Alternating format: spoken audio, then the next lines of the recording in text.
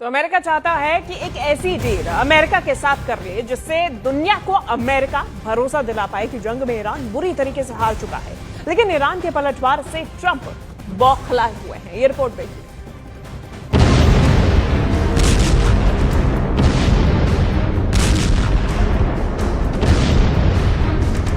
و هیچ ثبات فکری و گفتمانی ندارد به هیچ عنوان قابل اعتماد نیست و متاسفانه سران آمریکا به کسی اختیارات فرماندهی نیروهای مسلح را واگذار نمودند. Iran अपनी इसी missile ताकत के दम पर अब अपने पुल का बदला खाड़ी देशों के 8 पुलों पर हमला करके ले सकता है।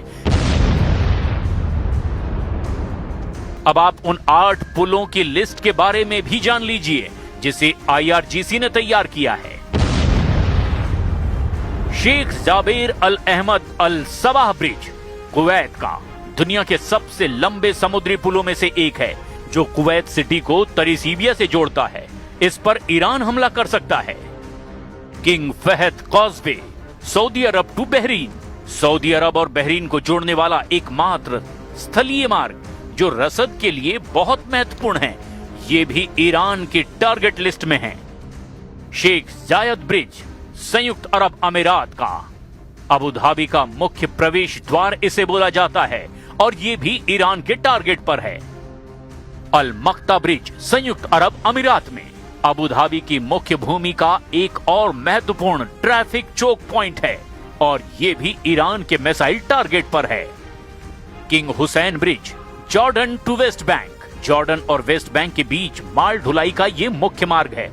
अगर ये तबाह हुआ तो जॉर्डन की सप्लाई चेन पर सीधे असर पड़ेगा। अब्दुन ब्रिज जॉर्डन का अम्मान का एक प्रमुख केबल स्टेयर्ड पुल जो शहर के यातायात के लिए जीवन रेखा है। अगर इस पर भी हमला किया गया तो ये जॉर्डन पर ट्रिपल अटैक साबित होगा। जॉर्डन का दामिया ब्रिज जॉर्डन नदी पर मौजूद एक और रणनीतिक क्रॉसिंग है। ये अगर इस पर हमला हुआ तो ये जॉर्डन पर काफी बड़ा हमला माना जाएगा। शेख खलीफा ब्रिज संयुक्त अरब अमीरात का सादियात द्वीप को अबू धाबी के मुख्य भूमि से जोड़ने वाला ये प्रमुख लिंक है। अगर ईरान ने इसे तबाह कर दिया तो UAE को भारी नुकसान होगा। अब ऐसी स्थिति में अगर ईरान ने हमले शुरू कर दिए तो ये ट्रंप के लिए गोड़ में खाज साबित हो सकता है। अब देखना यह होगा कि अगले 48 घंटे में ट्रंप किस तरह से हमले ईरान पर करते हैं और अब इसका असर युद्ध पर क्या पड़ता है।